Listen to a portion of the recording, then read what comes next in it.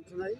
మరి ఈ కార్యక్రమంలో జానకంపేట గ్రామస్తులందరూ రాత్రి మేమందరము గ్రామ పంచాయతీ తరఫున టామ్ చేయడం జరిగింది. అందరూ వచ్చి మరి ఇక్కడ వాళ్ళు చెకింగ్ చేసుకుంటున్నారు, ఐ టెస్టింగ్ చేసుకుంటున్నారు. మరి వీళ్ళు కూడా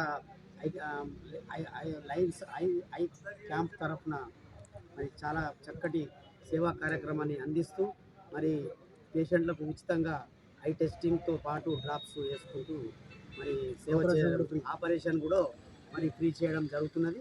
మరి ఇవన్నీ టెస్ట్ ఫస్ట్ ఐడెంటిఫై అయినాక మొత్తబింది ఐడెంటిఫై అయినాక మళ్ళీ టైం ఇచ్చి బోధన లయన్స్ క్లబ్లో ఆపరేషన్ చేయడం అని చెప్పి సూచిస్తున్నారు డాక్టర్లు కూడా చాలా మంచిగా కోఆపరేషన్ చేస్తూ మరి పేషెంట్లను వారి యొక్క బాగోగులను చాలా బాగా జాగ్రత్తగా చూసుకుంటూ వాళ్ళని చేస్తూ చెకింగ్ చేస్తూ మరి మన మూతబిందెనే కానీ కంట్లో ఏదైనా డ్రాప్స్ పడితే నల్లత జరుగుతాయి. పల్లి లయన్స్ క్లబ్ ఆధ్వర్యంలో మూతిబిందు ఉచిత నేత్ర చికిత్స శిబిరాన్ని ఏడుపల్లి మండలంలోని జానకంపేట గ్రామంలో ఏర్పాటు చేయడం జరిగింది.